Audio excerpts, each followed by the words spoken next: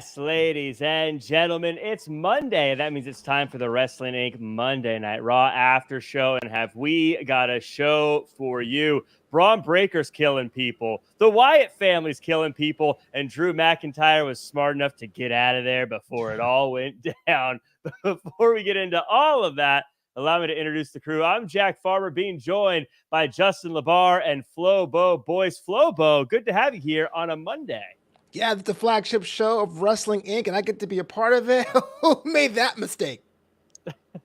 Well, you and I, we had a great chat this weekend about Clash at the Castle. For people who didn't have a chance to see that, make sure and go back and check out the replay. We talked about all the big news that happened there. Justin, I haven't heard from you since Clash at the Castle. That was quite a crazy show, but how have you been? I'm great. There is tons of good wrestling to consume, so that makes my life and my job a little bit easier. Yeah, of course, you were busy chatting about it over on Busted Open Radio.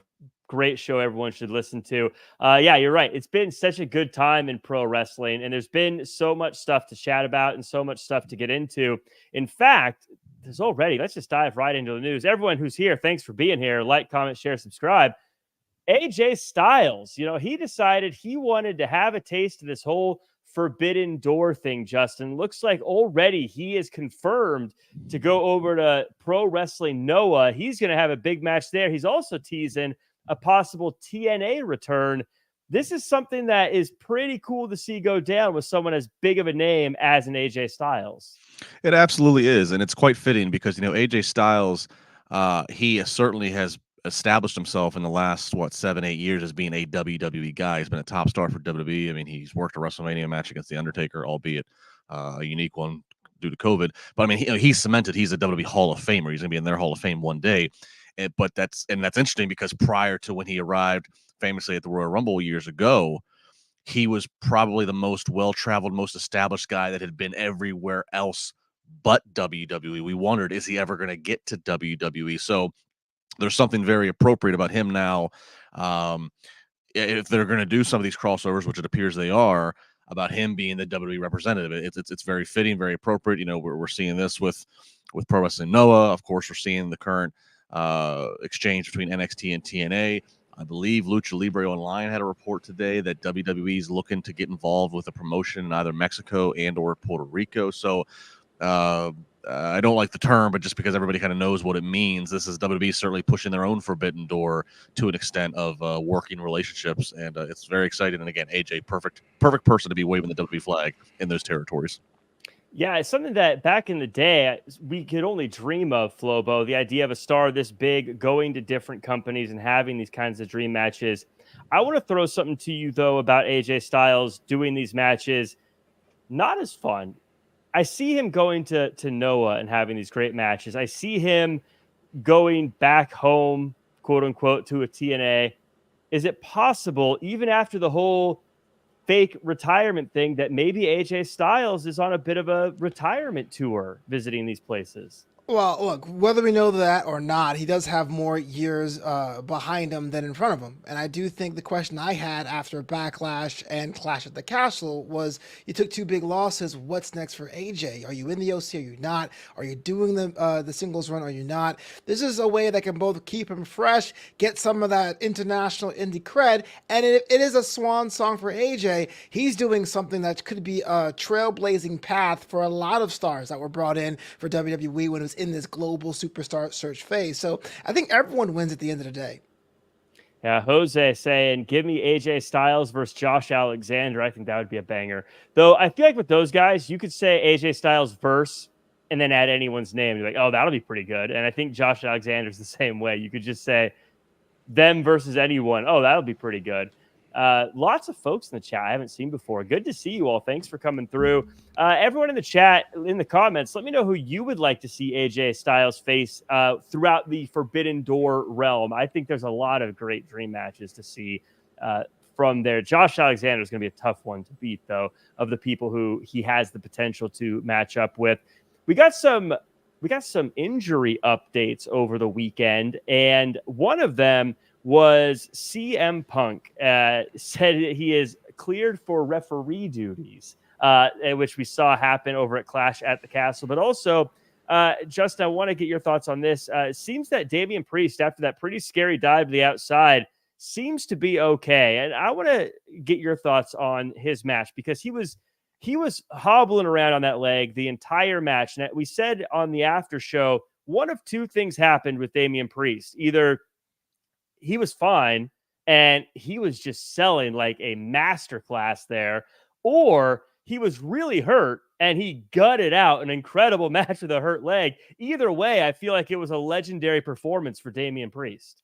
I totally agree. And as I was watching live, that's exactly what I was saying to myself. I was like, well, he's either, he's either toughing it out and he's not, and obviously he's going to finish the match. You always finish the match, or he's just doing what a pro does and he is selling and adding to the drama.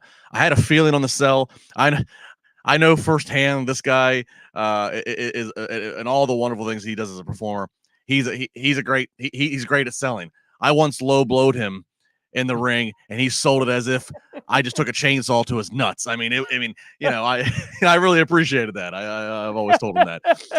So yeah, it was either way. It was like one way or the other. The man's doing fantastic work. Happy that it appears he was leaning into the slip up that happened in that spot where he got tangled in the ropes, and he leaned into it. And again, he made it look all the more dramatic as he's sitting there, giving Razor's Edge, giving South of Heaven, and making it appear like he's bearing the majority of the weight. And Drew McIntyre's no small fella. He's bearing the bulk of the weight on one leg. It just added to the drama and added to all of the chaos that was going on as we boiled down to the end of that title match in Glasgow.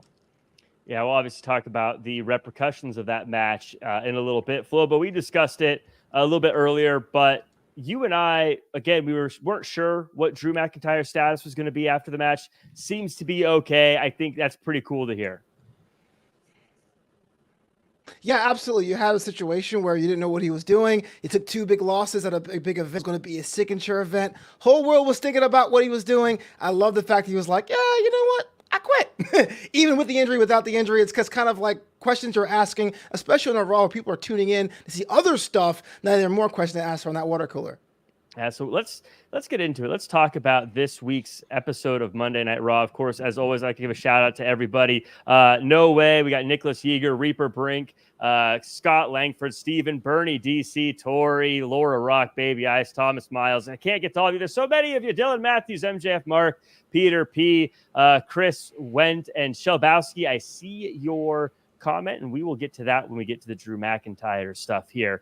But also Ricky Zaldivar and all the other crazy folks that come through every single week. I appreciate you guys so much. Of course, always appreciate the lurkers. Make sure to hit the like, comment, share, subscribe button, and make sure to leave a comment. Flobo, such a big fan of the lurkers, wanted to join them for a little bit. Going to be hanging out with the lurkers, and he's back. Flobo, how was your visit to the lurkers? Oh yeah, the lurker said, "What's up?" They didn't really say much. You kind of did a little, kind of like a silent thing. It was awesome.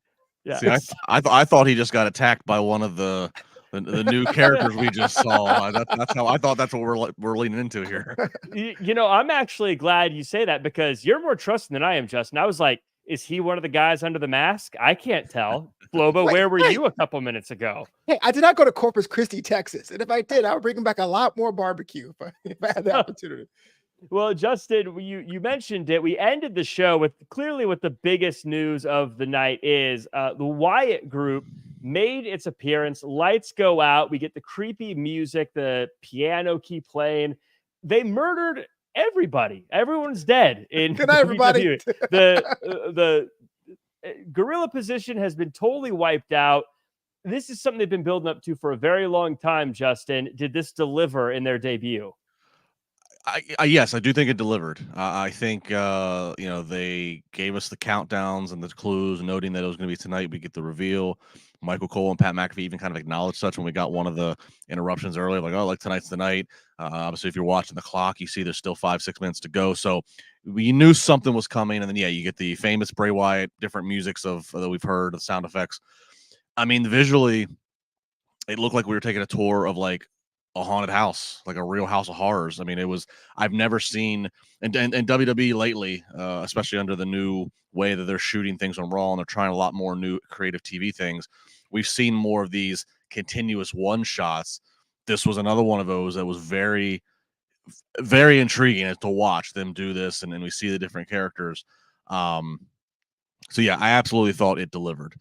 I have some questions and concerns long term, but I guess we'll get to that in a minute. But yeah, but to the point of just what we saw a minute ago, and I'm dying to go back. I've only got to see it the once because then we hopped on here. I'm dying to go back and watch it several more times because I know that I'm going to catch more little things that I probably missed just on the initial showing. Yeah, it looked like there was 5 people at the end there, Flobo. Now everyone's been calling this the Wyatt Sicks. There was 5 people presented.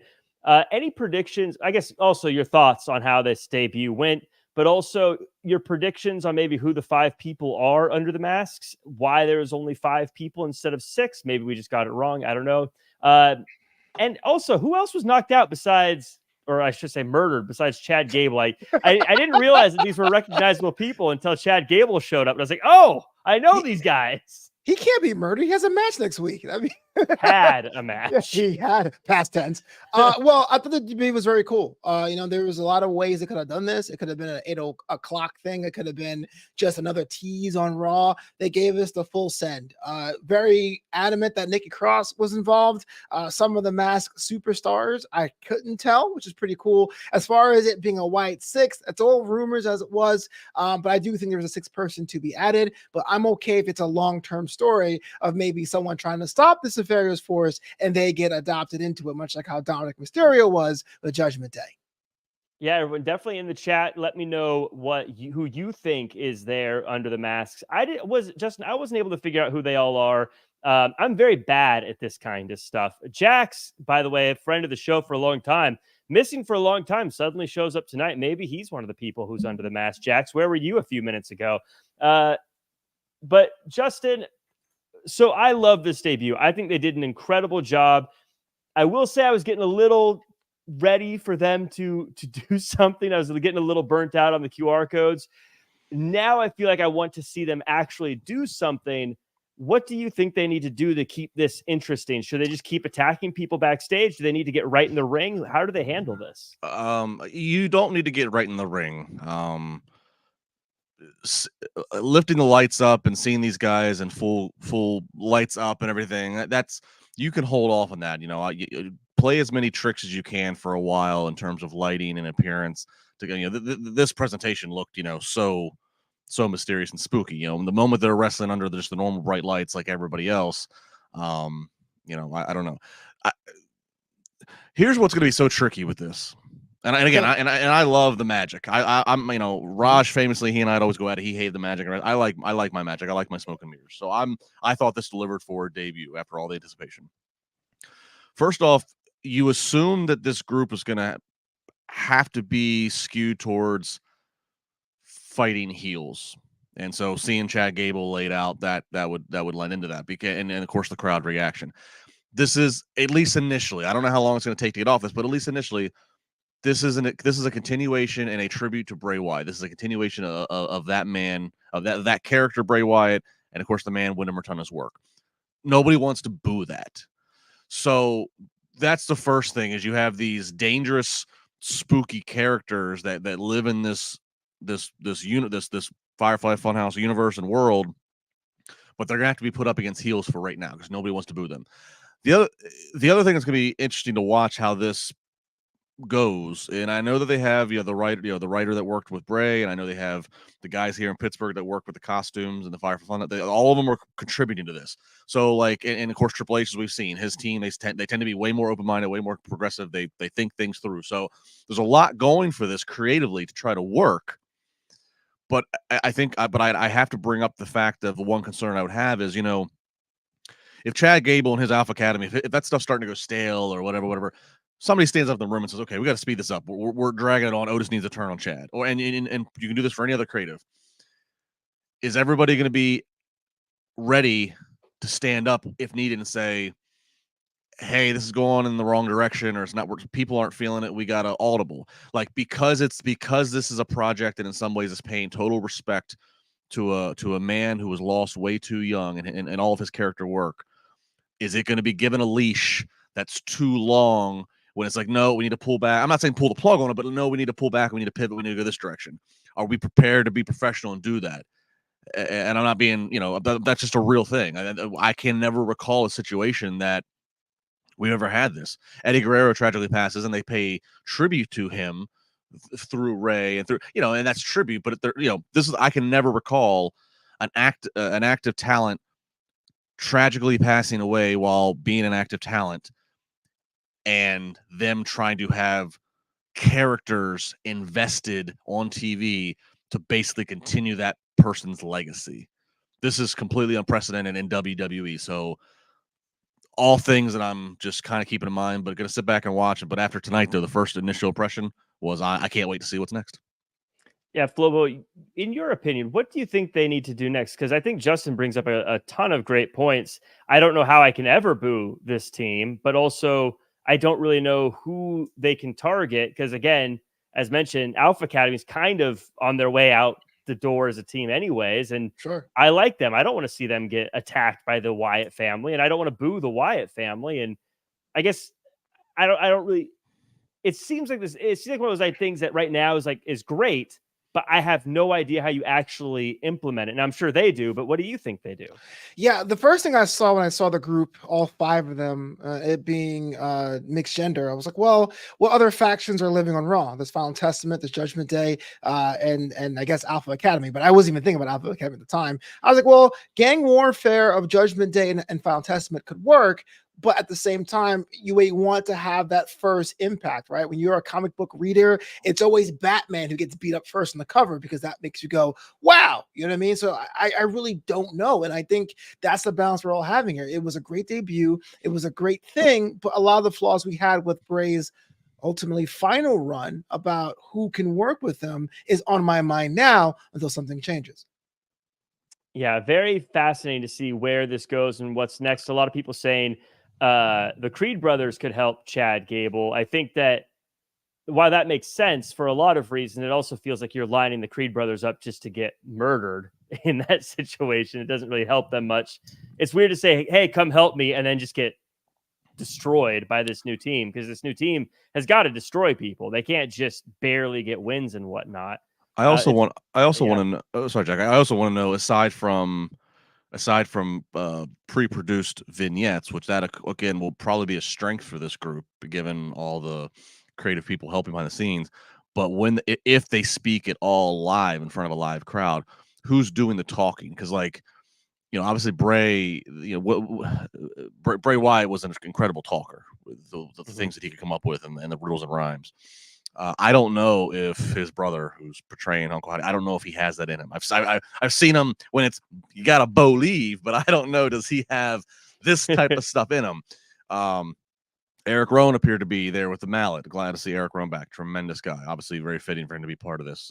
Happy, but I don't know.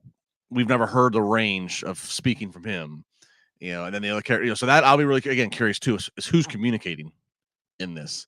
Mm-hmm. Even all the countdowns that we had in these QR codes, it was all just, again, text and, latitude, longitude, coordinates, and all this stuff. Like, nobody was really cutting promos and cutting sound bites. So, again, I'm going to be watching who can do that here.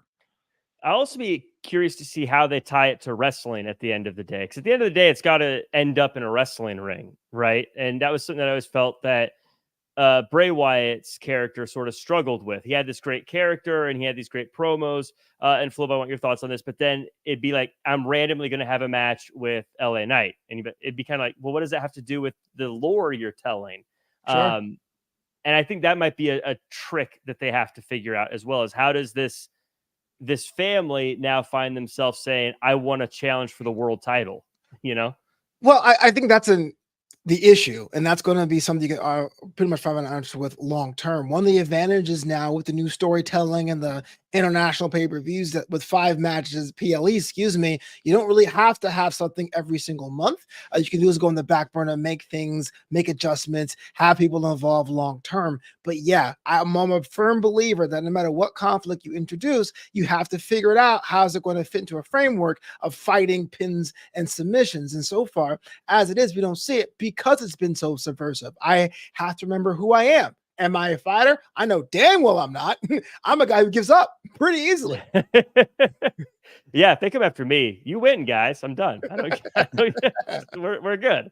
You know, if they start attacking everyone in the gorilla position, I'm pulling a Drew McIntyre. I'm heading out of there. I'm getting out of there. I quit. Everyone, let us know in the chat. It seems like the chat seems pretty positive over the whole thing, and I think visually, this debut, visually it looked great. I think that they pulled it off. They did an amazing job, and I can't wait to see how they move this forward. Of course, Triple H has done a great job of finding ways to make stuff like this work. So we'll see what the next stage is. But for now, I guess it's wait and see. We started the show with Damian Priest and Seth Rollins, another surprise for the day. I had no idea Seth Rollins was showing up, even though someone had a sign in the crowd. They had they seemed to know what was going on. Seth Rollins says he wants to be the best. He wants to be the champion. He teases entering Money in the Bank. Priest comes out, welcomes Seth Rollins back. They go back and forth about legacy before Priest challenges Seth Rollins, and Rollins accepts. Flobo, I am shocked that Seth Rollins is back already. I thought he was going to be gone until like November.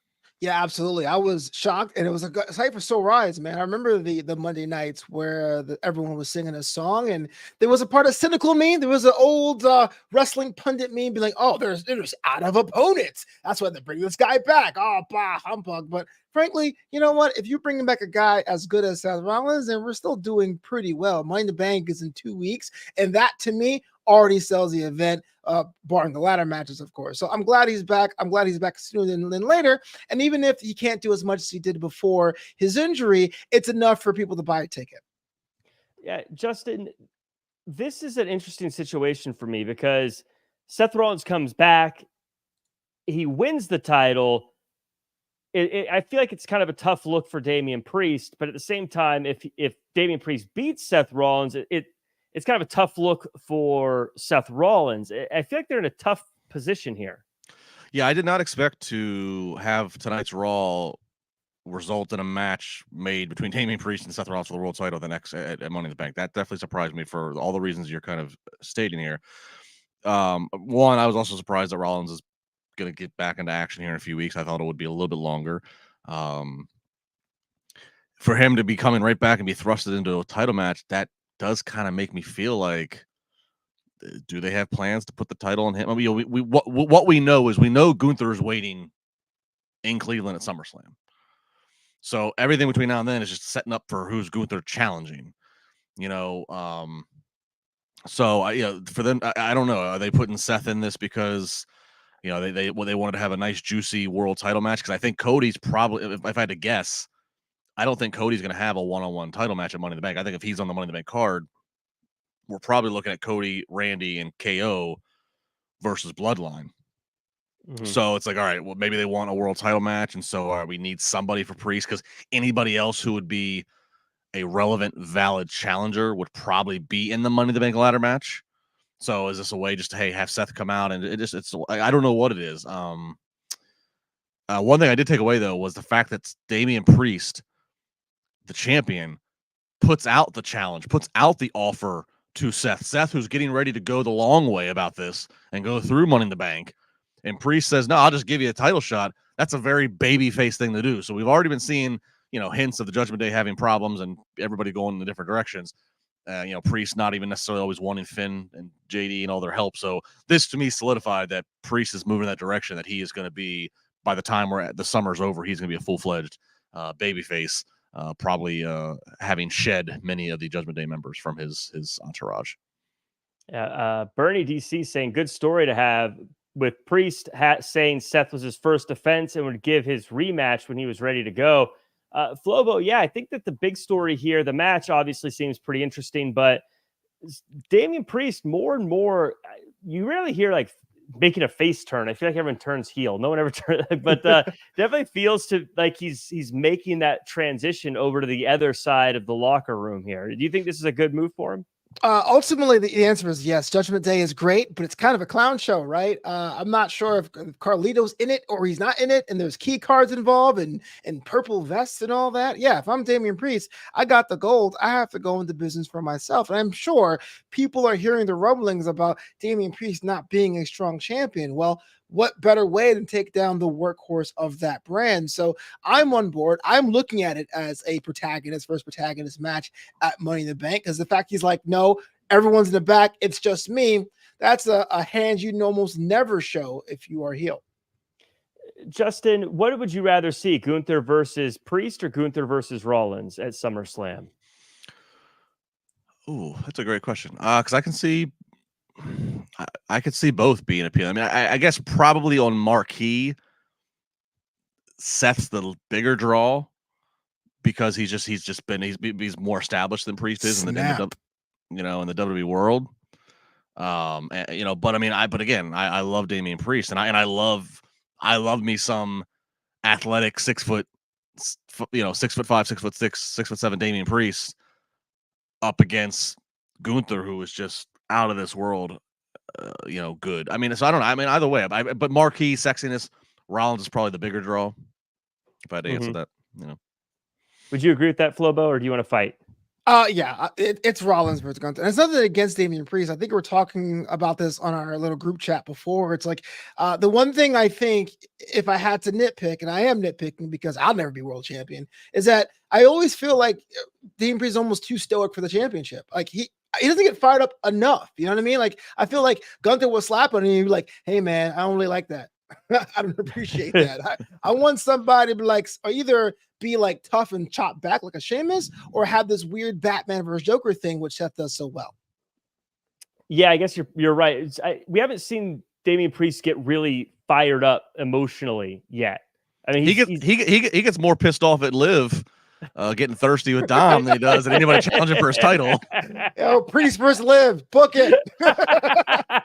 He's the Judgment Day. He's doing more ock blocking than he is really getting fired up over his world title. He's just handing out world title challenges. Right. Yeah. Dom, I don't know. Maybe you're around the right people. We're going to talk about that in a second. But I want to talk real quick about, because I've seen it in the chat quite a bit, Drew McIntyre. A lot of people talk about Drew McIntyre tonight, and he had probably his shortest segment in a very long time. And he quit. He said, I quit. And as he tried to leave, Triple H tried to get involved. Adam Pearce chased after him. Justin LaBar, is this... How did you like this? I'll be honest, this caught me completely off guard in how this went. I thought they did a great job in how they covered it. What about you? How do you like where this is going? It was great. He came out, he looked like he was about to burst into tears. This Scottish tough guy looked like he was about to burst into tears. And then he just, screw this company, I quit. And it's a very logical step.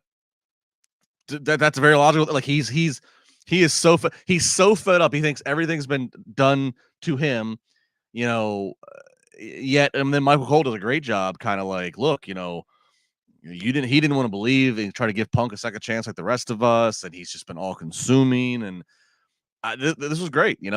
This was an intriguing next step. Now we know Punk's going to show up in SmackDown on Friday, and if I can put my Booker hat on, I'd have Punk come out there in front of his hometown crowd and say, it's a damn shame.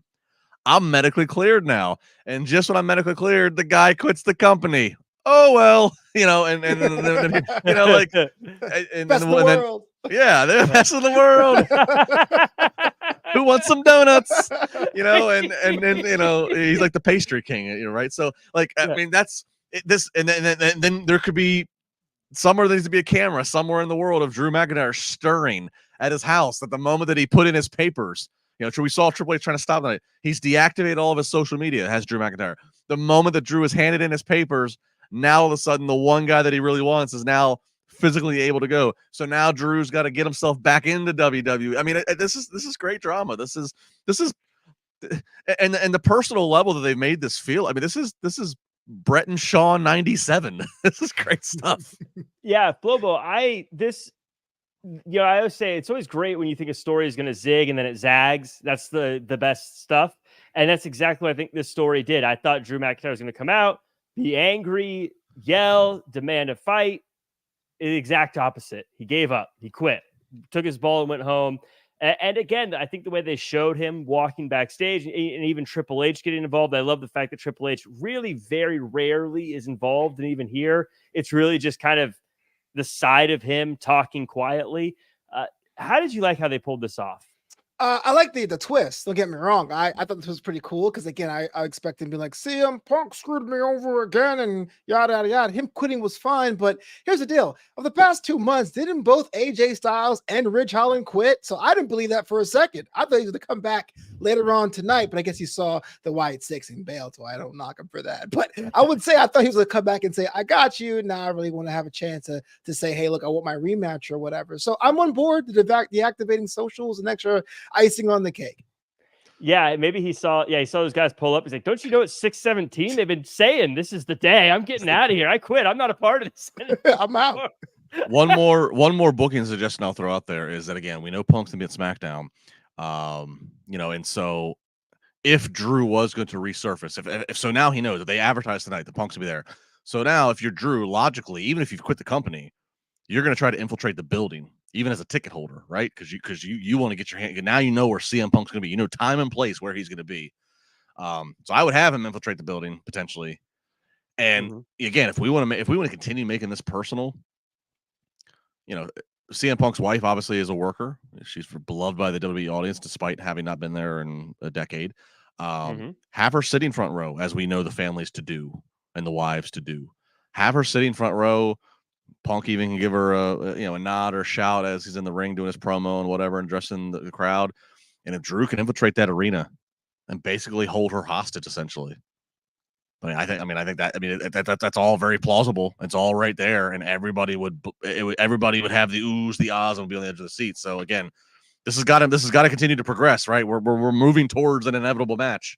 I assume SummerSlam, just because that's at a stadium. You're not going to waste this in an arena. You're going to fill as many seats as possible with this. So that would be the next step. Have him infiltrate the arena and have him grab AJ, grab April, whatever they call her, and hold her hostage. Oh, Flobo, we got a super chat earlier today from Shelbowski. It says CM Punk wins Money in the Bank, and when he goes to cash in, it'll be Drew's turn to screw CM Punk and cost him his cash in. Also, we have murder in WWE.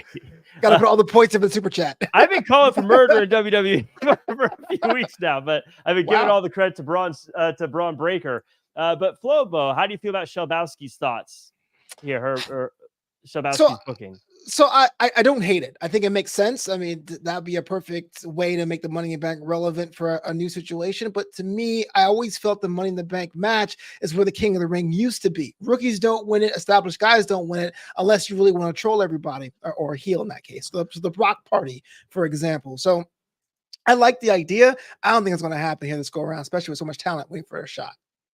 Well, Justin Andrew Young says, is another super chat. Says, I was hoping to see Ricochet as one of the murder victims. The guy was already murdered. Leave Ricochet alone. God, Andrew's treating Ricochet like he's Ketty from South Park. Oh my God, he's killing this week.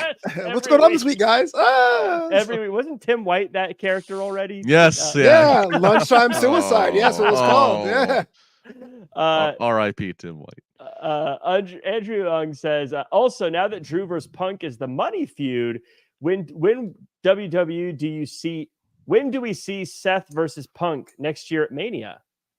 Yeah, I mean, it's so funny. Seth versus Punk felt like that was the most organic thing because they had chirped in interviews prior to Punk's return, and that all of a sudden has just been put to the back burner of now this Drew, the feud with he and Drew has overtaken that. But yeah, they always have the Seth thing to revisit. I would imagine, since Seth versus Punk was the plan for this year's Mania, that they would try to revisit that next year at Mania, because I think mostly, again, there's story that they can light back up, but just the whole Punk's best in the world, Seth's arguably one of the best. I think they want to showcase that showdown at at WrestleMania ball plays to see. I think that's definitely a key match, probably in pencil right now for next year's Mania, but probably in pen by the end of the year. And yeah, but to the other super chat of Punk and Money in the Bank.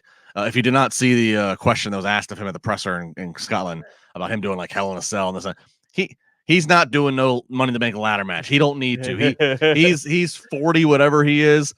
He has gotten more heat and more buzz. He's been back in WWE for 7 months now, fellas. Think about this. He's been back for 7 months. Came back in November, end of November. He's had one televised match. That was a Rumble, and he got hurt. Yet he is still one of the highest merch sellers and one of the most talked about and most buzzworthy guys involved in the storyline, and he hasn't had to take any bumps to it. his bump card is pretty full in his career. He's not wasted any bumps on a Money in the Bank ladder match. He's got a beautiful match waiting there with he and Drew, and that's gonna draw all kinds of money for he and Drew. So yeah, no ladder matches for Phil. Raw Underground confirmed. Yes. Droid J said, by the way, poor Drew took his sword and went home. It's Angela. And Jack says that it looked like Call of Duty and Gorilla. And we also have Official Rebellious listening from England. Good to hear you, Official. Thanks for coming through. Good morning. It's like 4 o'clock over there, 3 o'clock. Probably. Yeah. So you're up late or up early, either way. 4 a.m. is one of those dangerous times where it doesn't matter which end you're on. It's tough. All bad decisions. I'm about to say, if you're up, yeah, exactly. If you're up at 4 a.m., there ain't no good coming from it. Nothing good. I love that. Who was it? Chris Rock. If you go to an ATM after 2, there should be a little message that pops up saying, "Do you really want to be doing this?" Absolutely. Do you really need this money for anything worthwhile? That is actually a very good point. They should have that. Chad Gable died at the end of the show, but before that, Chad Gable wanted a match. Remember before he died, his last moments on this earth, he wanted a match to get back into contention for the IC title. He said he'd take on anybody. Turned out that match was with a big SOB. Gable got completely flattened. Strowman gets the win. After the match, Gable continues to bully Alpha Academy, and Otis finally snaps and shoves Gable, and the Alpha Academy walk away. Later in the night, Otis packs his bag, and Gable makes his intentions to win Money in the Bank. But Justin, as we know, he'll never make it because he's dead. Talk to me about. There's a lot of great stuff on this week. Otis finally snapped, finally pushed Chad Gable, is leaving.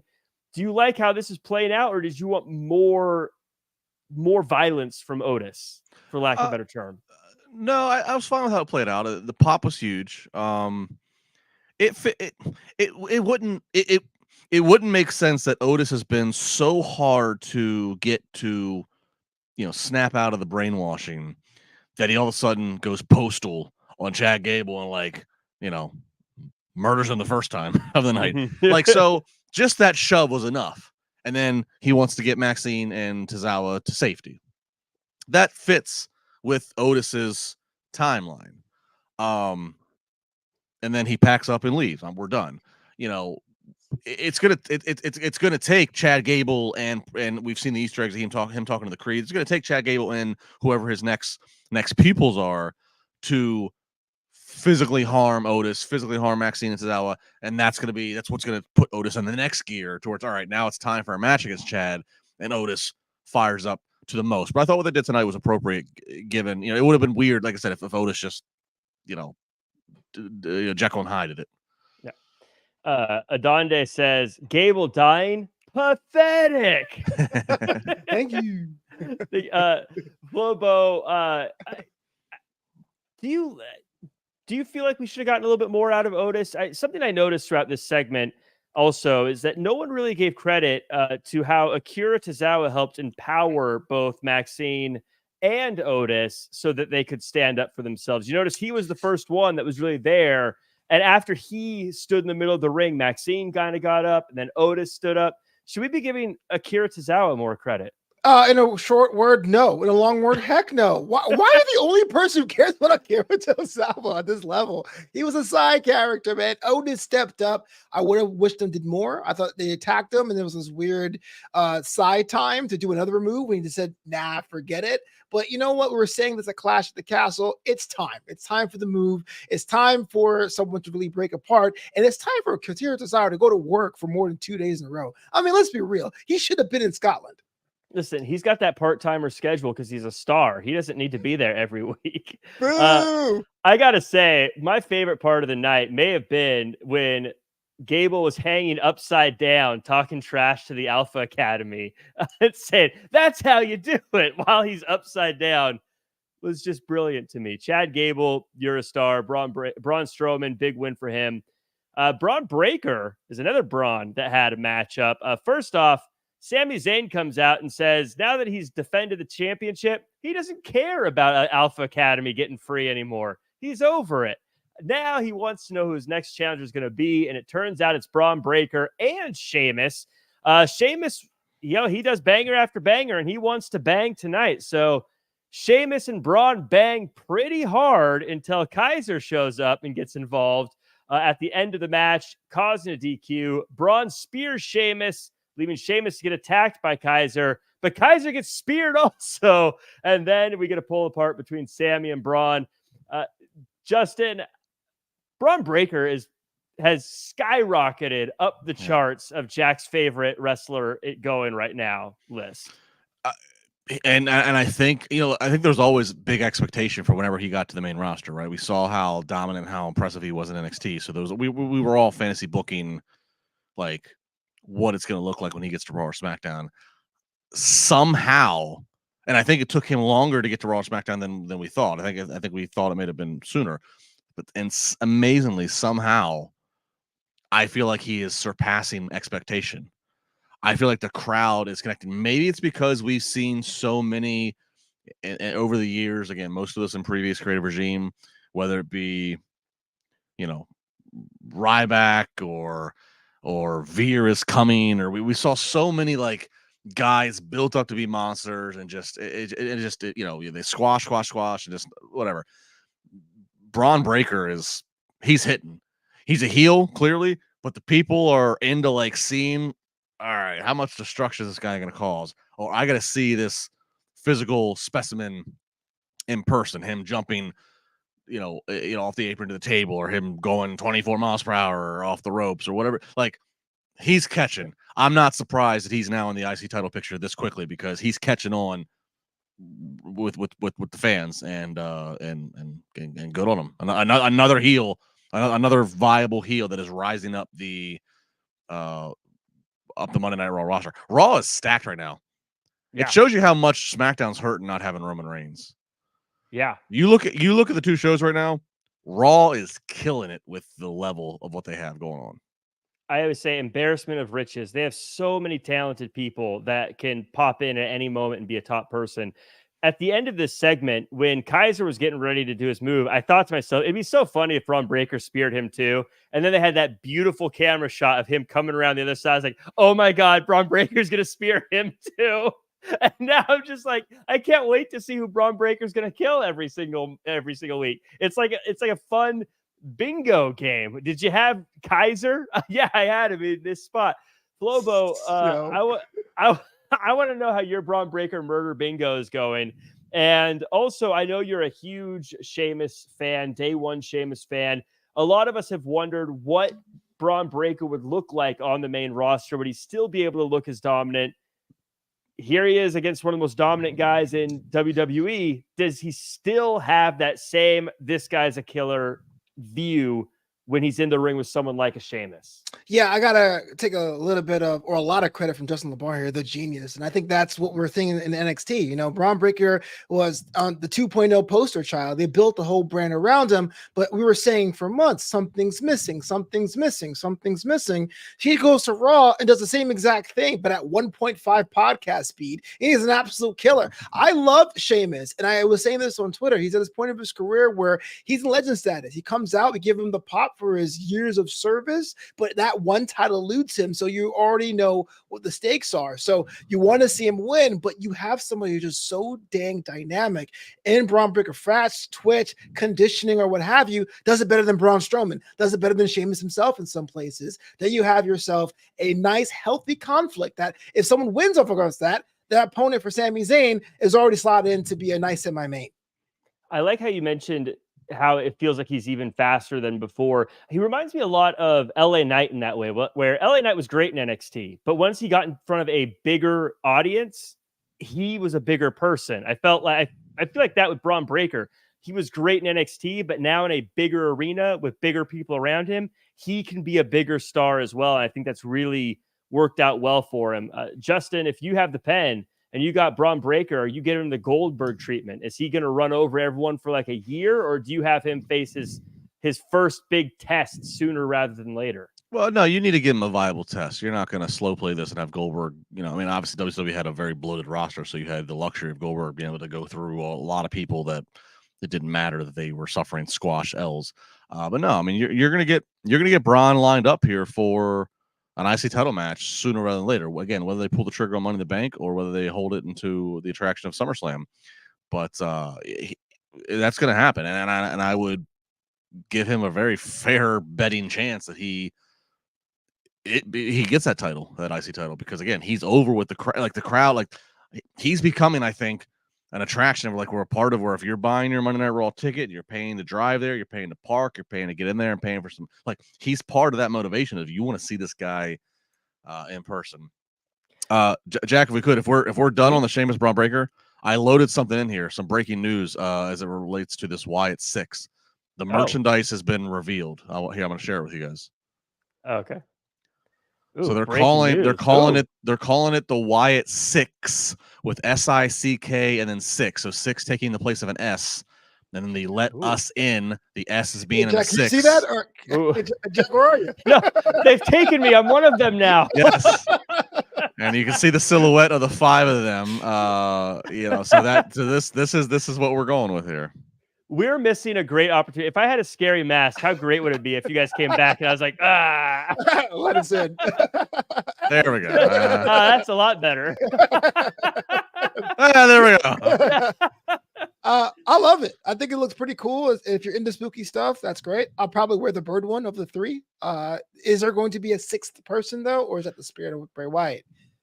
And watching back this, the logo up here, this that's on the top left there with the bird and then the six and then the Wyatt.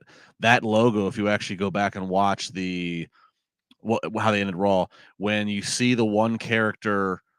Who's in Gorilla, who's up on like the case, the TV monitor that's right above his shoulder is going in and out of story, but it's showing that logo. I've pulled that up on Twitter while we're talking. So that's what they're going with the six with six is the with sick and six is the plural. I wonder if these are the sickos Tony Khan was talking about. Do you think Tony could coherently book that long shot? No, he's booking for them. This is who he's booking. He's booking for these guys. Oh, he's booking for them. It has to be copyright, right? Is that the reason why it's six and not six? Because that feels kind of weird, like six. Probably. There's probably as opposed to like S-I-C-K also instead of. Oh, well, Sean Waltman was S-Y-X-X. Oh yeah, yeah, he was. Yeah, that's why we call him X-Pac. That's what we call him. That's exactly right. That's pretty good. The S does look like a six, though. Oh yes, yeah, it was six. So yeah, six. Yeah. Six. Okay. Very cool. Let us know in the chat and in the comments. Are you going to be picking up some Wyatt Sicks merch? Danny Cochran with a really interesting point here. Akira is the sixth member. No, that's not true. I think that makes sense. I think that works. I could see him being the leader of that group, the voice we were looking for. Book it. Don't book it. Please don't book it. That's Jack's GM mode in WWE 2K is a mess. You don't want anything to do. Why is Akira Tozawa holding all the gold? Yeah. We had a bit of a line of Judgment Day throughout the night, which is typical for Raw. We got Io Sky versus Kiana James versus Zelina Vega in a Money in the Bank qualifier match. Io Sky gets the win, but after Liv Morgan distracts Zelina Vega. Later on, Carlito has a match with Dragon Lee, and Liv comes out and then gets attacked by Zelina, getting a little bit of revenge there. Carlito still manages to get the win in that one. Later, Liv is trying to give Dom's vest back. Priest sees it, and he is very upset about it and yells at Dom Mysterio. So, Flobo, Liv Morgan, she's still tied up with Judgment Day. Looks like she's having a little bit of an issue with Zelina Vega at the same time. I haven't had a chance to talk to you about the soap opera that is Dom and Liv. What are your thoughts? Well, it looks a lot more engaging than the last time we saw something along those lines. I'm talking about Mandy Rose and Naomi, or even the Bobby Lashley Lana thing. So I like the idea. I like the fact that it works because Dominic was so indomitable before, or so easily swayed before the opposite, because he became Rhea Ripley's Poppy or Bommy. You get the idea. I like it, but where is Rhea? She can't send an email. She can't send a text, a sternly worded letter. What's going on with her? Well, they asked Finn Balor, have you spoken to Rhea? And he said, N-O spells no. He's staying clear of it, which Finn Balor's a smart fella. Justin, this is clearly this continues to build, and we continue to want to know someone's going to do something they're not supposed to do. And I find it as intriguing television. And I'm always into like, what's going to be the next beat in this story? Where are you at with the story? I love it. To Flobo's point, we had, Lana and Liv Morgan teasing to be lesbians, and we've had some bad soap operas in the past, but this is done pretty well. And look, I'm a secure enough man to admit to the world, I had a string of years where I watched Guiding Light. Oh, God. That was my soap opera. That was my soap opera. General Hospital was superior, man. Let's be real. Flobo, relax. I was with all my children, man, myself. Oh, boo! Get it out of here. We're not even no. All my children. Oh. What a loser. Hang on. I want to make sure we get our hang on. What?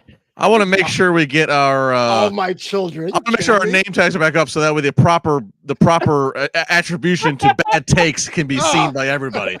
Jack, you're dismissed for a moment from this conversation. Yeah, what's going on? Hey, fun fact: Guiding Light, Guiding Light was one of the first programs ever when it was radio, one of the longest programs ever in television. Who's holding the title right now? It's Port Charles. Let's talk about it. This is great. The way they're doing this is great. I'm predicting that we will, if Priest does lose the title, if in fact he's going to lose this title before SummerSlam, I'm predicting what a SummerSlam match it would be if you have Damien Priest and Rhea Ripley versus Dominic Mysterio and Liv Morgan. I think that's a money match where you get all conflicts there in one match versus having just Rhea versus Liv or just, but this is so intriguing. It really, and then of course was, the best use of Pat McAfee's telestrator, of him doing the telestrator, of Finn Balor swiping the hotel key, and this is good. Look, pro wrestling is a soap opera, and so this is fitting, and it's being done well. And it's being done with characters that people care about, and it's being done with like consistency. And this is a cohesive story being told, and there's Easter eggs in the background, and I love this. Obviously it sucks, and it was an audible to be called that Rhea got hurt. And Rhea getting hurt is probably what spun this all off anyways with Liv, because Liv's the one who legitimately hurt her. So I hope Rhea's back sooner rather than later. But this is great for everybody. This is one of the most entertaining parts of WWE television right now. Every week is how they're doing it. And Dom plays it so great. He doesn't want anything to do with it. But then he's like, well, maybe I'll zip a little bit. It's done it so well. It's so great. I love it because you're right. Because I think the thing that makes it great, that I enjoy the most for, is because Judgment Day are idiots, and it makes it so much fun that they're not they're not smart enough to navigate. Damian Priest is. He's the one that's smart enough to handle this, but Carlito and JD and Dom, they've been painted as idiots for so long that they get their strings pulled so easily. That's what makes this fun to me. Is there's just, if this was a smart person that was going on, I'm like, this is kind of weird. I'm not into it. But because they're such idiots, like they're gonna get in trouble. They're not gonna be able to figure this out. They're gonna do the wrong thing and get caught. It's great. I love it. Can you imagine the pop the first time Rhea resurfaces? Oh, it's gonna be insane. Because it's not gonna just be, oh, Rhea Ripley's returning tonight, and like, you know, we kick off Raw and here she comes. No, Rhea's gonna resurface in a situation. You know, Dom is gonna be out there in the ring with Liv, and it's gonna be a situation, and Mommy's music's gonna hit, and the place is gonna go nuts. Of like, oh, he's gonna get it. He just got his hand caught in the cookie jar. Here it comes. In the meantime, though, what is Liv doing? Is the revenge tour over? Like, is she just going to hang around and try to interfere with every other Money in the Bank match on the planet? Or am I just worried too much about actual wrestling here? You're about too much wrestling. This is all about sex and drama. Sex and drama. Fair enough. If you had watched, don't stop! I swear to you, do not. If you would watch Guiding Light did this perfectly in the late '90s when they were doing, you know. Erica Kane would have done this perfectly. She lost 16 times in a row. This is almost like the Ric Flair. Yes, this is three grown men at 12:08 a.m. Eastern arguing over which soap opera was better. They ain't all my children, that's for sure. There was a lot of, I had some. By the way, the chat says all my children had some love. Young and the Restless was thrown out in here. There's a few people. We got some Days of Our Lives up here. We've actually got some soap opera love. I messed with Mar Devil. She was cool. Mar Devil was nice. Oh man, we gotta move on. Speaking of Judgment Day, Pat McAfee shows us that Finn Balor stole the hotel key. Finn defends himself before telling Priestley he's going to win the Money in the Bank and cash in on Cody when he does. Eventually, we get to the match. It's Jey Uso, Finn Balor versus Rey Mysterio. Judgment Day comes out. They get chased off by Braun Strowman. There's some chaos. Jey Uso gets the win. First one to qualify for the men's Money in the Bank. Flobo, you like this one? I feel like Jey Uso's a slam dunk to go into this matchup. Yeah, absolutely. Even though I do think Finn Balor needs some wins to keep that side of Judgment Day going, it's Jey, man. He is an uncrowned champion, it seems. And why not give him the yeet case? Oh, I guess he's going to call it that. That'd be something I want to see. So why not get the first hurdle out the way? Yeah, Justin, this is I still have the Days of Our Life comments up.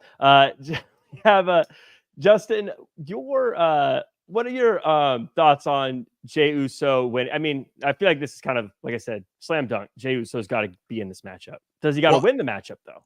Well, I was worried that Finn was going to win this because like Jey needs the win, and Jey needs to be in the Money in the Bank match. I mean, you know, he's main event Jey Uso and he's over like Rover, but he's never won a big match. And even the big match, I mean, like he's not won as many big matches as you think he would for as over as he is. Mm-hmm. You know, if that makes sense. So he definitely needs to be in this Money in the Bank match. Whether or not he needs to be the guy that's going to win the briefcase, ask me that in a few weeks when we have the entire field of all 6 guys. But yeah, I'm glad that he won here. It makes sense that Finn loses out, and now Finn's going to be more. He's already started to kick and scream a little bit in the Judgment Day clubhouse. Him and Priest are having, so this is going to play right into that. And real quick, because we went right into all the great Liv Morgan stuff, but I want to just quickly give a shout out to the match that she interfered in. The Io Sky, Kiana James, Zelina Vega match was really good. Those 3 ladies, and all 3 of those ladies are kind of like under the radar. They're not like the leading ladies of Raw. You know, they're not Liv, they're not Rhea, they're not, obviously Becky's on a hiatus or whatever right now. Like they're kind of, but like all 3 of them showed out of that match. It was in triple threat matches. I've never been in one. I've been a manager and I've been a producer of them. Triple threat matches are hard. Yeah. Mm-hmm. They are hard to put together, and they're hard for performers to, they give you a certain amount of they widen your creative canvas, but it's hard to pull off well and not screw up. And it can be a lot of traffic. And so I always have a certain amount of empathy when it comes to triple threat matches. And so I'm watching these 3 ladies who aren't regulars on TV, aren't getting this much TV time on regularity. They got it and they killed it. So shout out to all 3 of those ladies. They really hit it. I got Kiana winning like a last chance myself. I have her in that match. Maybe not this week, obviously not, but I do have her in a second chance matchup.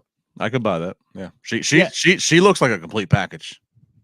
Yeah, I was gonna say, Flobo, I know you cover NXT on Draped in Gold every Wednesday. Kiana James hasn't had a lot of chance in the ring lately on Monday Night Raw, but it certainly feels like she took this opportunity to show the world that she can go. She has to. I think that was the first call up at NXT where the IWC was scratching their head. Who? What? Why? That doesn't make any sense. She's tagging with Izzy Dame, and that was one of the more positive comments. And so you have an opportunity, kick that door down. Yeah, there's going to be some tweaks to her character. She doesn't land the helicopter anymore when she comes out, but I do think there's a possibility for people to get on the train. I would buy the merch if I had the opportunity to do so.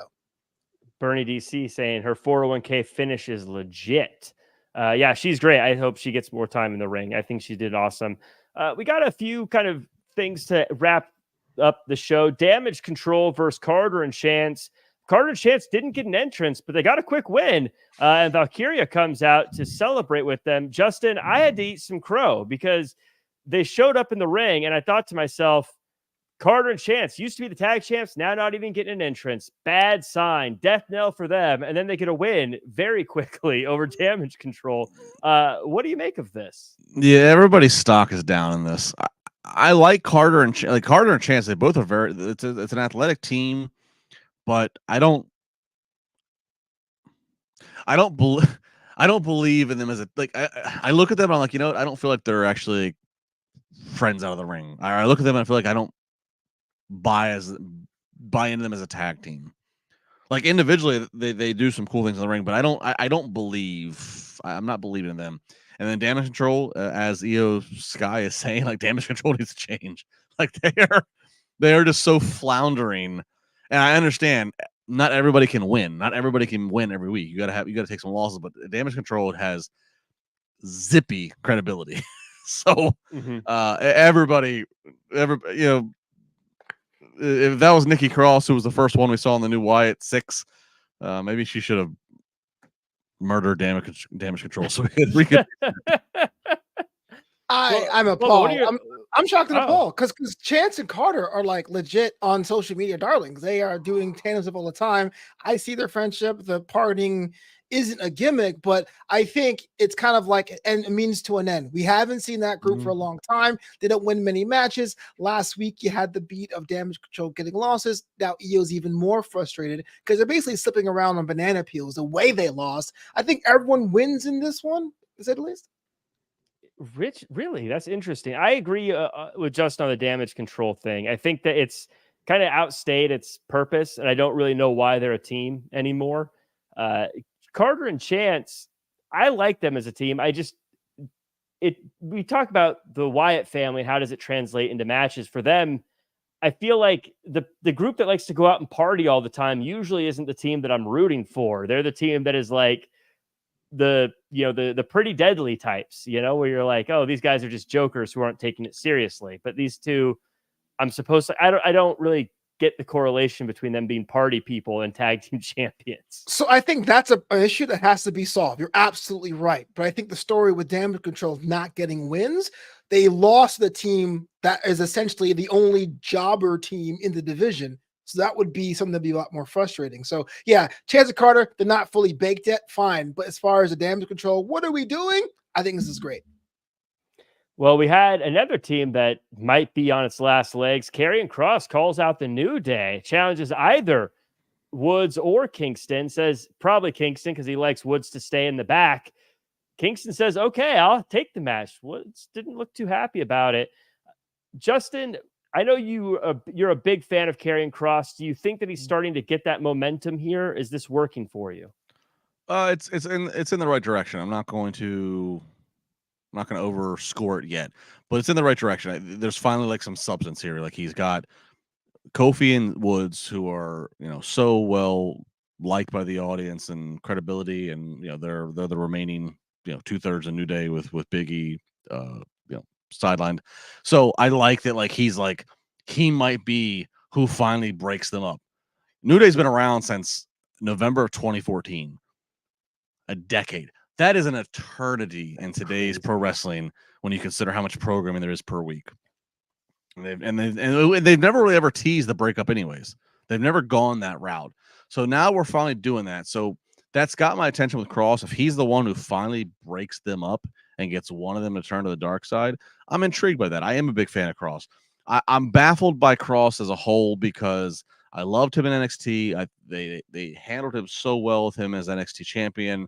Obviously, he went to the main roster, and when Vince was still in charge, it was a terrible whatever. But even since he's been brought back and since Triple H is in charge, like it's felt like it's felt like the projects that Triple H is not going to let die. Mm-hmm. We are going to get crossover, damn it. Authors of Pain, we're going to get them over. I just don't know. I don't know if Authors of Pain got it. Paul Ellering, bless his heart and his credibility with the Road Warriors. But I believe in Cross. I want to see Cross succeed. So I'm trying to follow this through, and this is the most substance he's been given. So I'm intrigued for this match next week to see what comes of it. Yeah, Flobo, I'm going to give you the flip side. I know you're a huge fan of the New Day, but they have been around for almost a decade. Is now the time to break them up, or do they go the Cena route and never turn? I like the fact that Justin said that 10 years an attorney in wrestling. That's an attorney in a marriage, man. That goes on forever.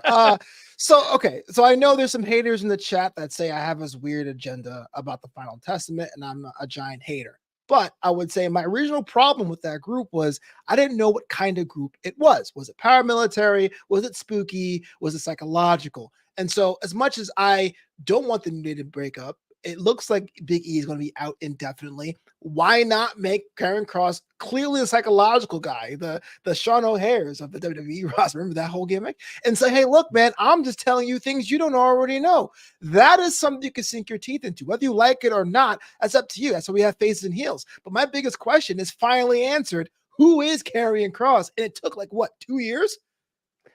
Yeah, it did take him a while. He was the victim of a lot of start-stop situations to get here, though. So hopefully this is where they're able to really get that. He's able to get a lot of that traction because he's definitely been struggling with it.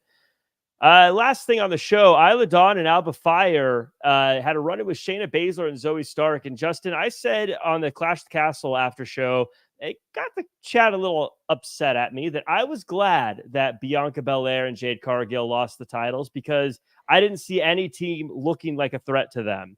And I felt like this was a good example of what I was talking about. These two teams run into each other. They want to have a match. It looks like a good matchup. I feel like if Jade and Bianca were backstage and a team approached them, I'd say this is a joke. So to me, it feels like the division's healthier with a beatable tag team as champions. Yeah, I would agree. I would agree that if you're gonna get the belts off of Bianca and Jade, who I love both of them. Mm-hmm. If you're gonna get the belts off of them, do it in a triple threat where they don't get pinned. I agree with that. It did feel like a little bit okay. Well, Piper Niven's going to lose. Drew's going to get screwed. We're going to give somebody from Scotland the win, so we're going to give it to the Isla and Alba. But I agree. I do think it makes for maybe a healthier tag division because Bianca and Jade were just kind of leaps and bounds beyond everybody else from terms of star power. Mm-hmm. And now that they don't have the titles, Bianca and Jade, you can start to work towards a singles match between the two, or it's something you can work towards something bigger than the women's tag team division. No disrespect to that division, but Bianca and Jade are just bigger than that. So yeah, I mean, it surprised me. It was not on my prediction card. I got this one wrong. I did not think that was going to happen, but having seen how it played out, I get it. Yeah, all of Triple J got that one wrong. Yeah. Flobo, any thoughts about this run-in? You want to see these two teams run it back? Jade and Bianca and Isla Dawn, Alba Fire, or Zoe Stark and Shayna Baszler and Shayna Baszler and Stark and Dawn and Fire. Yeah, absolutely. You're talking about teams that have potential that could run the board. If Jade and Bianca weren't going to be in the division anymore, it would be Zoe Stark and Shayna Baszler. I would say if you had stock in Shayna Baszler, you're probably bankrupt now, having the loss at NXT Battleground and taking the pin in Scotland. And it's just crazy because a lot of the OGs remember that Elimination Chamber when she totally ran the table. So yeah, I want this I won't say hardcore, but this hard edge team to really get cooking. I'm not sure it would be at the expense of the champions, but I do think there's some stock value in that. I know we're up against our time, our upper time here, but I want to ask you both because I'm genuinely curious about this. Shayna Baszler, her brightest spot in her main roster run was when she was against Ronda Rousey. I think for a SummerSlam match, right? Mm-hmm. And that was because the crowd had they were done with Ronda. Yeah. So Shayna got to lean into that and kind of got to like give Ronda the boot, right? Shayna's got MMA credentials. She's tough. She's not the biggest, but she's tough. She got the credentials. What is it going to take to because I feel like she should be bigger than what she is, but she's just kind of just there. Like what's it going to take? Like do either of you believe in Shayna Baszler at all? Again, this is a woman who is legit knocked out and made other women tap out in the MMA world. So she's got Ronda credentials. She's got Brock credentials. Like she's got Bobby Lashley credentials. Like what is it going to take here for Shayna to up her value? I'm a huge Shayna Baszler fan. I loved her run in NXT. I thought it was one of my favorite runs as far as champions go in NXT. I think what's hurting her is just consistency and the fact that she has that big win with Ronda Rousey and then she disappears for a while. And then she does, we make fun of other companies for doing it with certain people. I think it happens to Shayna Baszler quite a bit where she'll come out, she'll do something, she'll have some big matches, it'll start building, and then she just disappears for a while. And I don't know why. Flobo, I don't know if you have a different thought process on this, but I think Shayna Baszler could actually be I think she's someone who could be like that person that is a threat to the very popular stars like a Bianca Belair or a Jade Cargill that maybe isn't as big, but because of that background, we believe she has a chance in the ring. I think her presentation got hit going to the main roster, changing her theme song, and definitely not giving her the time to do all of her rituals, coming into the ring, wiping her feet, doing the circle. But the biggest thing for her is as long as she's been on the main roster, say for what was that, Elimination 2020? Was that the one I'm talking about when she just destroyed everybody? She was always in the tag team. It was like her and Zoe, her and Ronda, her and Nia Jax. She was always the heavy. If you want him to tell him that she's a star, if she has these credentials, the little advice thing is over. Let me know. Give me I call this an ass chances in hell. Like when Billy Gunn got the run in 99, let you sink or swim. Can you handle a string of main roster one-on-one feuds over a period of 3 to 4 months? And if you can't, that's on you. WWE did right by you, but you can't make that happen if you're in the division that never seems to be consistent in the women's tag team division. Yeah. Wasn't she Shayna was part of that NXT PLE at the UFC. Yes. Yeah, she was tagging with Lola Vice, and they had a breakup, and then they had that blow-off match. Another person she was. And didn't she lose? She lost. Yeah, she lost 2 matches in the week. But here's my point, Justin LaBar. The person she lost to was the person she was tagging with a month before. Yeah. I need like straight up single matches. If she loses those and she sucks with those, I get it. But this whole we're a tag team, we're breaking up, here's a match, I lost. It's not gonna work. Yeah. Well, also, she's the kind of character that she needs dubs. I don't think everyone needs dubs. I don't think it's mandatory for like LA Knight can live without wins and he'll still be okay. But if you're going to be I'm a legit kick-ass person, you need to win matches. If you're losing all the time, then it doesn't matter how tough you say you are. You lose all the time. So she needs big wins to back that up, and it needs to be consistent enough that we get to feeling like, oh, yeah, she's dangerous, not, oh, she comes in, she loses, and then she disappears for a while. But I'm a huge fan of her. I really hope she gets the opportunity to do some stuff. We do have a super chat I want to get to before we wrap up, though. And it is from Bigfoot Sneakerhead. Says, how do you feel about TNA working NXT? I believe Drew McIntyre will be on TNA. He takes some time away from WWE, then pop up on CM Punk, Drew versus Moose. Justin, I don't get to talk to you about NXT very much. How do you feel about this partnership between TNA and the idea of Drew McIntyre in TNA? I don't know if we'll see Drew. While I can see it makes sense because he just, quit WWE. I don't know if we'll see that. Just because him and Punk is so high profile. I don't know if you're going to muddy the water or confuse the audience of having him veer off with anything right now, at least to TNA. But it's exciting. Look, TNA that's a funny story, right? TNA was the first other brand that popped up after 2001. WWE buys WCW, ECW goes out of business, and so WWE is the monopoly in 2001. TNA is the next thing that pops up. And TNA has certainly had several different periods of time where we thought, oh, they're dying, they're done. But here they are, still in 2024, still with great talent. Not the biggest houses. They don't have a great distribution TV deal, but they're still existing. So I'm happy for that. I'm happy to see guys and girls still having a place to try to get some work and paychecks. I don't see Drew so much right now, but I'm intrigued with, we have this NXT Battle Royal tomorrow, and I'm intrigued by that. I'm intrigued by the perspectives of what if we did get to next November where we'd see War Games happen. And what if we had an NXT versus TNA War Games, and you have some TNA talent, but what if the ringer for Team TNA was somebody who's got great WWE history, whether it's a Nick Nemeth, whether it's a Matt Hardy or Jeff Hardy. Like, I think there's a ton of potential with this with TNA. WWE certainly is the ones that they have they're in the driver's seat, right? I mean, and I think that's why they're working with TNA. TNA is of no harm to them. Mm-hmm. If anything, I'm wondering, is the long play by the devious Nick Khan, is the long play here? TNA has a very sexy library for your AJ Styles documentary, for your Kurt Angle documentaries, for is the long play here? We're going to Netflix. Are they softening something up here of purchasing some assets for TNA and rolling them under like that? I feel like this is a bigger this is a game of chess here, not checkers. So we'll see how it plays out.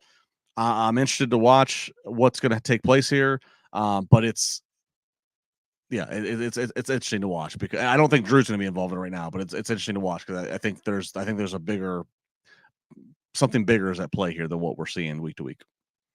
Yeah, Flobo, how would you like to? What are your thoughts so far on how the TNA NXT matchups or crossovers are going? I'm very fascinated in them. I love to see the people going back and forth, and I think to me, I feel like it's a great way for WWE to scout and find more talent that can work on TV that maybe they're not going to get through NIL deals anymore. They can say, hey, try out NXT, or also you have your people who are talented, but you just don't have a space for them on TV yet. Maybe they can try working over there for a little bit. You see like Tatum Paxley just did a show for TNA.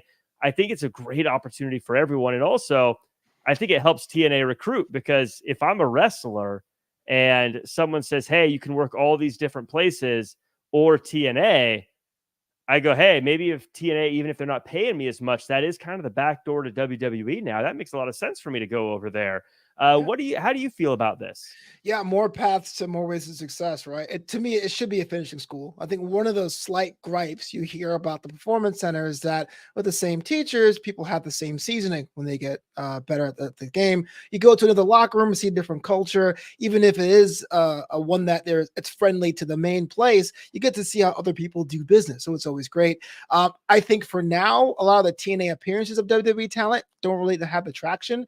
To be honest with you, I didn't even consider watching that pay-per-view show live until I heard about Tatum Pax's appearance. And I'm not the only one. I'm not the watcher. I don't get to watch everything. So it may seem as one-sided on the surface, but ultimately under the hood, on the back end, with libraries, intellectual property, with creative ideas, with a creative lab of new match types, it definitely could be something for both companies to benefit. Shabowski with the super chat saying, I'm in business, and if I was a betting man, this all leads to WWE buying TNA. If WWE offered 40 mil like Tony did for Ring of Honor, it sells tomorrow.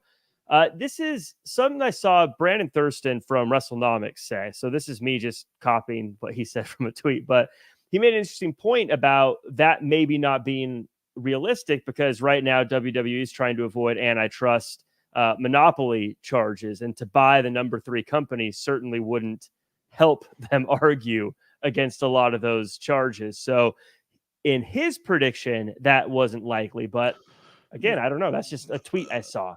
Well, I to that point, I could see not buying the company maybe, but if they wanted to put a working relationship in place with TNA to where, again, it's like they already have their performance center pipeline.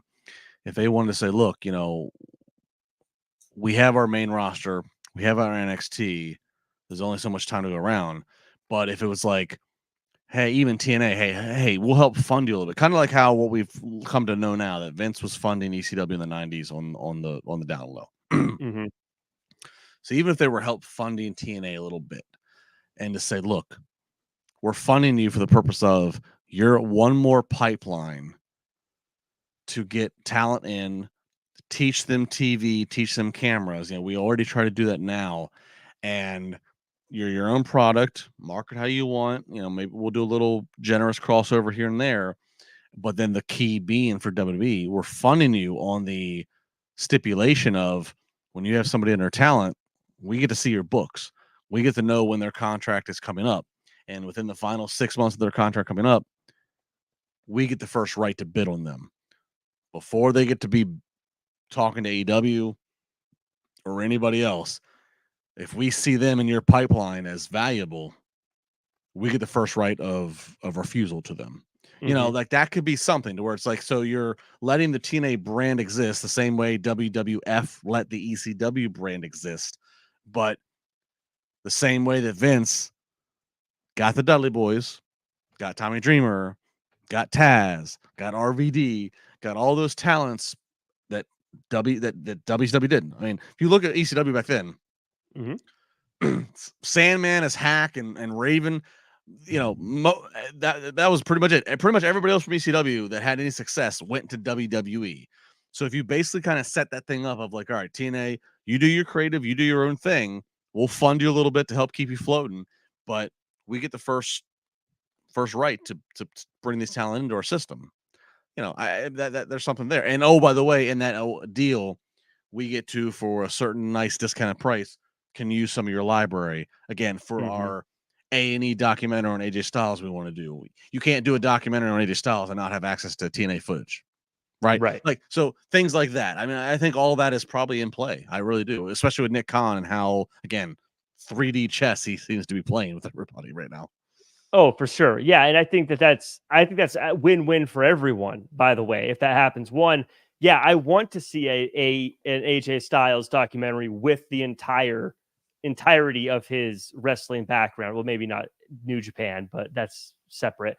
But like I want those things. And also, again, like I said, as a wrestler, that's just another way I can get my foot in the door over at WWE with that otherwise may not be open, because NXT is probably going to be mostly those NIL athletes that are coming in. That it's probably going to be fewer and fewer indie people, but that's your indie way to get into NXT and get into WWE. And real quick, what the vision was prior to COVID in 2020, and I think they're starting to pick the vision back up. What the vision was prior to 2020 COVID, Triple H, when he was in charge of NXT, that was his baby. He wanted performance centers on all continents. It wasn't just, and then we got NXT UK. He wants an NXT Japan. He wants an NXT Mexico. He wants an NXT Australia.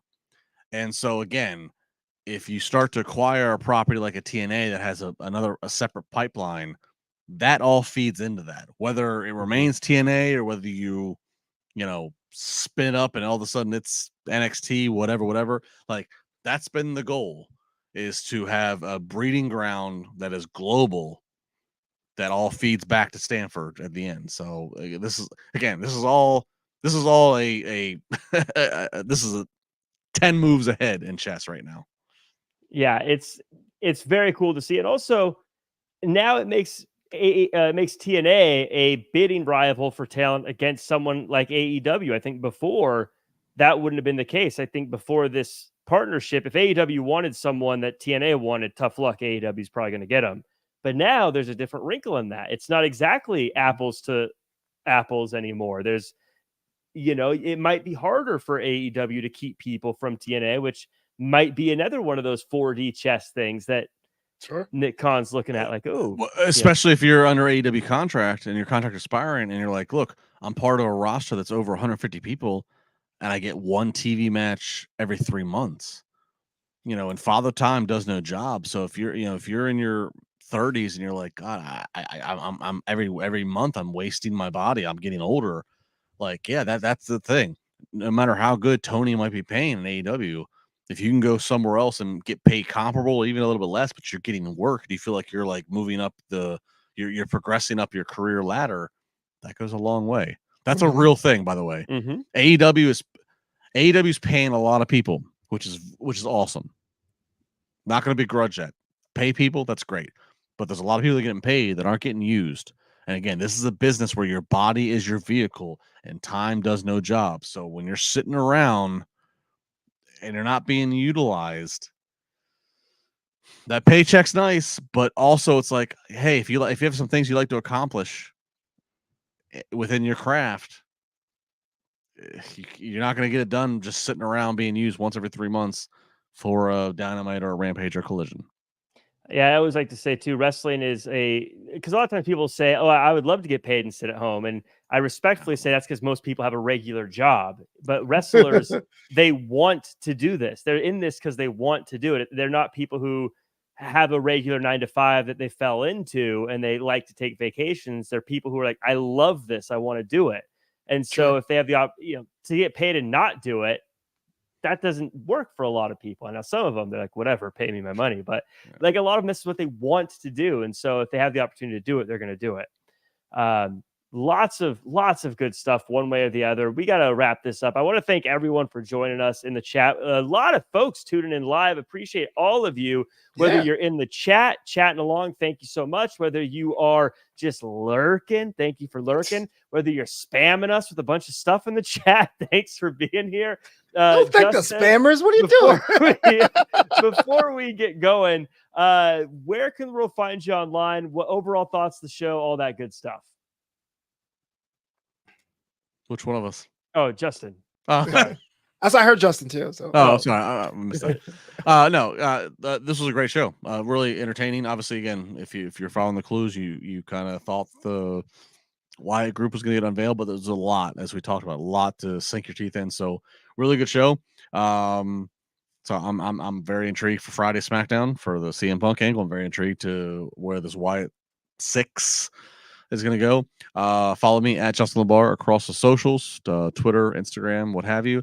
And of course, aside from here on Monday nights on Wrestling Inc., every single Sunday, I'm co-hosting Busted Open on SiriusXM channel 156, 9 a.m. to noon. So it's great because after we've had the entire week, and then especially if there's a Saturday PLE, you wake up and you get myself and my good brother Jonathan Hood as we are talking all things pro wrestling on SiriusXM channel 156. So check it out there. And Flobo Boyce, how about yourself? Where can we find you and overall thoughts on this week? The last week tonight of professional wrestling, Bust Open Radio Sundays, y'all. One of the hottest Raws I've seen in a while. A mystery finally comes home to roost, and we have to go watch back for more clues. That's how it's done. That's amazing. You know me, I'm the guy on the SmackDown after show here on Wink, right here on this channel. But every Wednesday, this guy, Jack Farmer, and I combine like Voltron to break down NXT content in a way that hasn't been done before or since. Draped in Gold. Learn more at drapedingold.com. Wednesdays at 1 p.m. Eastern. If you guys know what Voltron is, leave us a comment if that hasn't aged out yet. You know your AMC. I don't want to hear you. But you can find me at Real Jack Farmer across all social media. I thought this was one of the better Raws that we've had in a very long time, and it was one of the best wrestling shows in a while. This top to bottom was a great week. You can find me at Real Jack Farm across all social media. I will be on the After AEW show here on Wrestling Inc. on Wednesday, also with Flobo on Wednesday morning to cover NXT. But also make sure to follow at Wrestling Inc. so you can keep up with all the latest wrestling news. And Baby Ice says, the 5 lions coming together to make one super robot. Yeah. Let's go. But make sure to follow at Wrestling Inc. And we will see you guys after NXT tomorrow to cover that. And I am now hitting the end stream button. Beep boop.